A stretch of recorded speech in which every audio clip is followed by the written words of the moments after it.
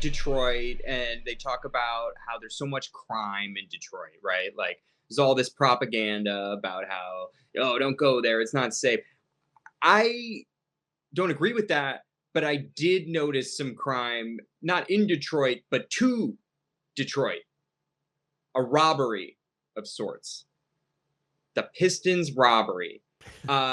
So the Pistons came short in awards. They came short in the first round and they came short in awards. Let's run through it. You corrected me. Cade lost most improved player to Dyson Daniels. He did. Whatever. However you feel about that award. He still lost but it. He led his team to the playoffs. Everybody said this team goes as far as Cade takes them. Took him pretty damn far. Yeah. Cade was a finalist. He finished, I think, second in that regard. Malik Beasley lost the 6th Man of the Year award after setting a record for threes for the franchise, second most in the season, one of 5 players in history to shoot that many, one of 2 players to shoot that many at that rate, at that percentage, to Peyton Pritchard. Who, by the way, he punked him in their last meeting. 20-point difference in that game. On top of that, he was the second leading scorer on the Pistons, the whole team. Second leading scorer of the whole team. And I've got Celtics fans telling me that, no, you obviously don't watch Peyton Pritchard and understand that his plus minus matters so much, that his one more rebound a game matters so much. Get the fuck out of here. Give me a break. Absolutely insane stuff. Heist. Robbed it. I think that's one of the ones I'm most upset about. Because, I'm not that bad about it. Huh? So clearly I'm not that upset about it. You're not that upset about it? I think that's one of the worst ones, just because of how much he means to this team. It's fucking egregious. It's what it is. That award is proof that people were not watching the Pistons and that people just are so blinded by the green monster. We needed any more proof of that. I know, right? No, I mean, another one I'm mad about is JB lost Coach of the Year. That's the worst one. It was the closest one. He lost to Kenny Atkinson. And why? Tripled the win total with the same fucking team. Like, it's so crazy how much better they are and how much better defensively they are without adding a single defensive positive player to this fucking roster. Yeah. No, it's by the way, how many did Cavs end with more wins than OKC? No. So what are we doing? Like, JB put them there. It's not even like they had the most wins in the league. Like, if you're going to do that, why wouldn't OKC's coach get it? I'm right there with you. Crazy. OKC, the best plus minus in single season history, I think. So yeah, I'm so sick of that stat. I'm so plus minus. Yeah, give me a break. How many coaches have tripled a team's win total? I don't know. It's nuts. It's fucking nuts. And you know what? Sorry. Go ahead. Here's my other thing about it. JB helped build that fucking Cavs team up to get to the place that Atkins can take it there. He showed that he's done it twice in a row. That's a fucking coach of the year. Yeah. It's crazy. And the league hates JB Bickerstaff. And I will say, I do understand why. I get it. Yeah, I get it. He gets a little hot, but he's a young coach. He's also Mike Breen. Yeah, that Mike Breen quote is never seen anyone complain more than JP. Maybe that's true. Maybe that's not true. I see a lot of coaches complain. Constantly talking. Mm-hmm. I personally fucking love it. You know the players. Talk your shit, coach. You know the players. Talk your shit. Get teed up. Let the boys know you care. Mm-hmm. It means something to me. I know it means something to them. Not naming names, but especially after last season. Yes, especially. But I'm not naming names, and there's no way you could know what I'm. I would never. We're not trying to take shots. Yeah, I'd never take all your clothes off. I'd never get you into the full Monty in that sort of situation. Yeah, great. And that's just a fun musical, Yeah. But I will say about JB. You won the team over. They know you have your back. You can change a little next season too, if that's the case. But I still think you're an incredible coach. I'm super happy you're my coach. I don't think he's going to change, dude. I don't know. Probably not, but we'll see. He's a young guy. He is a young coach. And I think this season required a lot of, I have to fight for my fucking team here. But we'll see. All right. And then also in that same vein, Trajan Langdon did not win Executive of the Year for turning around the franchise worst, this NBA record worst team last year from losing streak without making any huge moves, making the right moves, for getting more draft picks, for getting Dennis Schroeder for taking on 2 draft picks. Come on. Crazy. Come on. And, some people would argue that Troy Weaver set the table, which, sure, if we're going to argue that JB was responsible for a lot of the Cavs' success, you could argue that Troy Weaver drafted most of the guys except for Ron Holland. But these little moves around the margins and these little cost-saving measures and just bringing in JB, bringing in the assistant coaches, I don't know. I think he did a lot right. Who won? The Thunder? Yeah, the Thunder guy. And Thunder, then the Cavs got given second. I mean, they are swimming in draft picks like Scrooge McDuck in coins. So I guess it's hard to complain about that. Plus, they got Caruso and Hardenstein, which are both fucking awesome moves. Yeah. But regardless, I'm mad for my team. I'm mad. How are we going to lose? Worked up. I'm hot. How are we going to lose all these? I'm hot juiced. Hot juiced right now. You ever had hot juice? It's not good juice. It's not good juice. It's you don't want it hot. These weren't even the only awards that they lost. They lost more that didn't get nearly as much press. I'm pretty incensed. Whether you think he was Executive of the Year or not, you can't deny that Trajan Langdon, he's one handsome motherfucker. He really is. But he lost out on most handsome to Michael B. Jordan. And look, Michael B. Jordan's the kind of guy where if you saw him in real life, you'd have to avert your gaze. This is not a person whose eye contact you could make. So, that's a tough L, but we're going to take it into next season. I think Trajan's going to hit the gym, work on those pecs a little bit. Not that they're not great already, but there's always room for growth. He knows better than anybody. Trajan shows up to his next presser in this track jacket, shirtless. And he's still cool and touching it. Look, I'm not going to tell you what we're doing here. And everyone's like, what the fuck, man? They're watching it, holding a cigarette and watching Trajan Langdon. Not to make that man a piece of meat or anything. No. Very, very frustrating that he didn't win the sexiest man. It's absolutely insane. Most handsome. Robbed. Also, I thought this was going to be a shoo-in, especially from the playoffs, but Tobias Harris should have been the most hated person by Philadelphia fans in the history of the team. He showed up for the Pistons in a way that must have had them banging their head against the Liberty Bell, wishing he was on the team still, furious that he didn't do that shit for him last year. Do you know who the award went to? It went to PG-13. Ooh, yeah. Not feeling good about that trade now, are they? That's pretty bad, and good on the Clippers, who did much better by getting rid of him. Paul George, the podcast star, apparently not podcast P, the 4-star. It's what's so crazy about this trophy? They don't even hand you the trophy. They throw a battery trophy at you.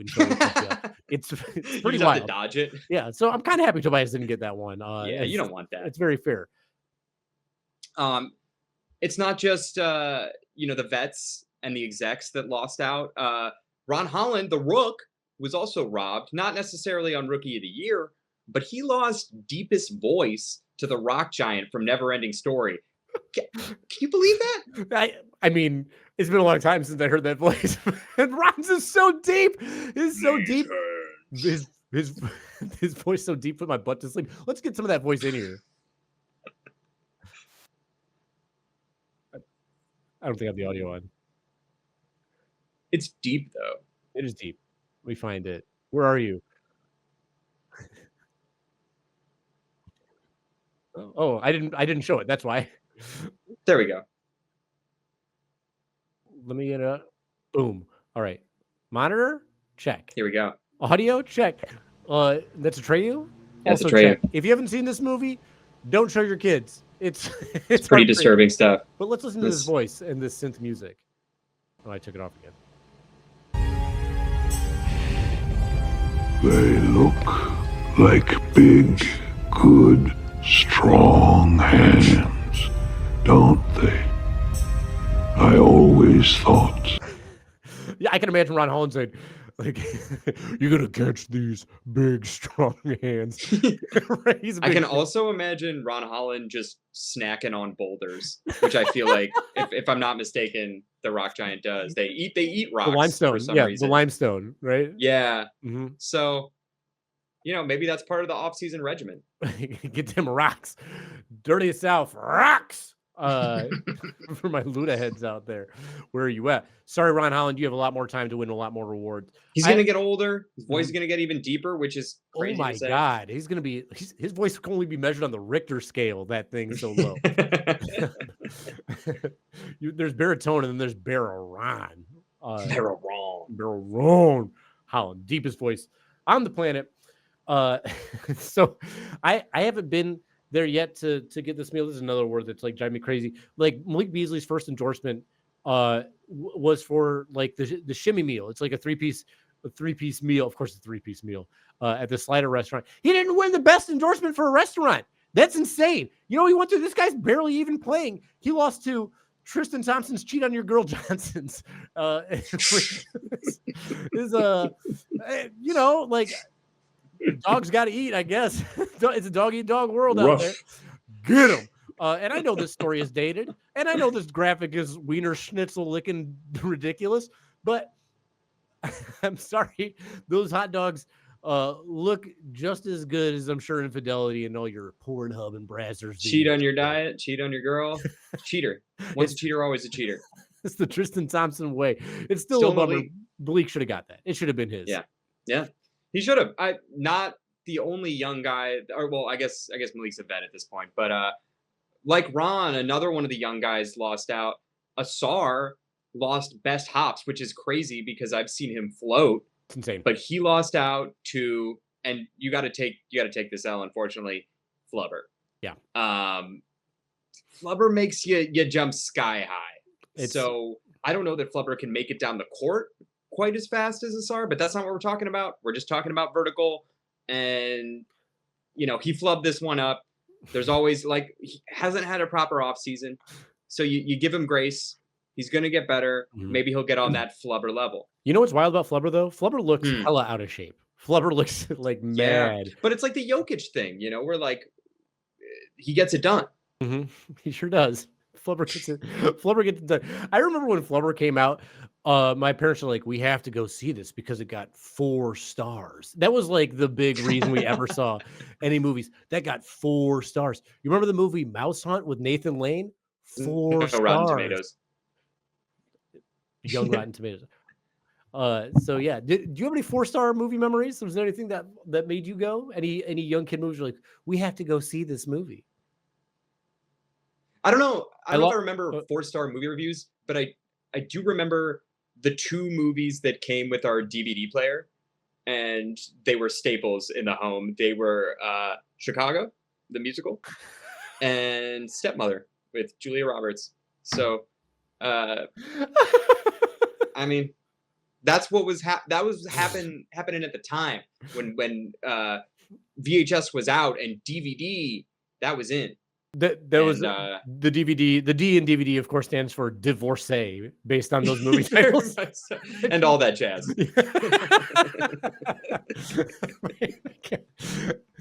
So yeah, for those watching, a DVD was a physical disc that you watch movies on.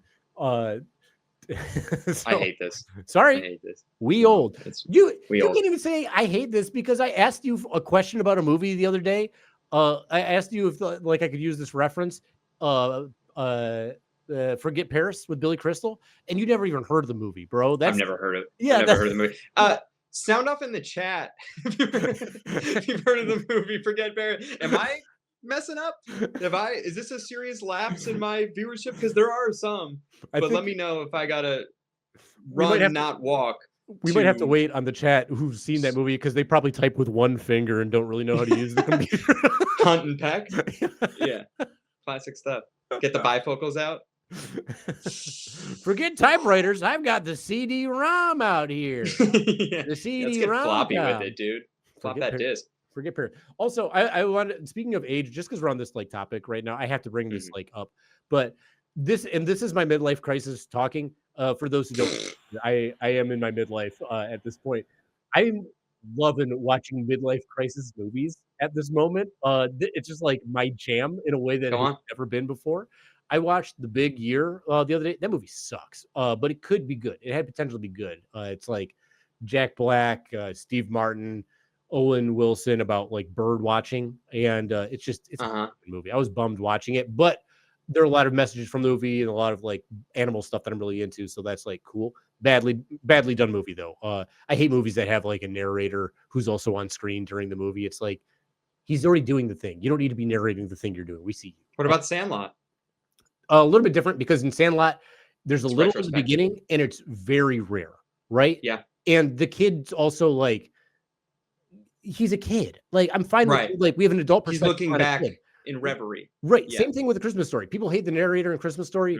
I disagree. I love the narrator in Christmas Story. I also love the books. Gene Shepard, great author. And if you like that movie or if you're over the movie, that's fine, but he's a great writer. Anyway, the midlife crisis movie I want to recommend to you and to everybody. If you haven't seen this, and this is another Billy Crystal movie, who's on a Billy Crystal kick, this guy, it's City Slickers. You have to watch City Slickers. That movie fucking rips, dude. I will watch City Slickers. I've never seen City Slickers. Really? Yeah. Oh my God, I am old. Because I know what? I think there's a lot of Billy Crystal movies I haven't seen. You've seen When Harry Met Sally. When Harry Met Sally, yeah. That's the most. But that might be it. You've seen The Princess Bride. Oh, of course, yeah. But you're a basketball fan. You've seen My Giant. That's true. With Georgia Murasai. Yeah. Okay. Maybe I'm doing better than I thought. I'm trying to think what other Billy Crystal movies I can think of. Crystallizing. Was he? I think Billy Crystal was in America's Sweethearts, that John Cusack, Catherine Zeta-Jones movie. You never saw that? No. What happened to Catherine Zeta? I like, and I'm totally happy to like take a sharp left turn and just make this all about Catherine Zeta-Jones. Let's get into it. I mean, we got Flubber on the screen. Let's talk some Catherine. Let's fucking go back to the 90s. I feel like maybe I caught you in some entrapment here to discuss it a little bit. Yeah. Catherine Zeta-Jones. What happened with her? What is the last movie you've seen CZJ in? I don't know. I was trying to think of that Intolerable Cruelty. That is so old. Yeah. It's like an old Coen Brothers movie. Yeah. Like a flop. It's not good. I watched it recently. It's not great. And pretty good cast for being not great. But also that movie might have come with your DV divorce because that's a very divorce heavy movie. Other Catherine Zeta-Jones movies? Any that you dig a whole bunch of? High Fidelity. Oh, yes. That's the one. Which one? High Fidelity is the one. High Fidelity. Catherine Zeta-Jones? Yeah. Who's she in High Fidelity? She plays the girl who he was like afraid to call because she was like so out of his league. And he's like, why? That tracks. Why'd you dump me? And she's like, Leo seemed more glamorous or whatever. I love that scene because it's there. That movie has like that story has like some problems to it. I do love the story overall. It's one of my favorite movies. Great soundtrack, great acting, incredible moments. There's a theme here. I love John Cusack. I love oh my God, why am I blank on his name? Tenacious D, Jack Black. Absolutely love Jack Black, and he's incredible in that movie. But when he's talking about how awful she is as a person, like how rude and like she doesn't listen to anybody and she has terrible ideas and never stops talking, I'm like, I know so many of these people. A lot of people think I'm that person. I get it.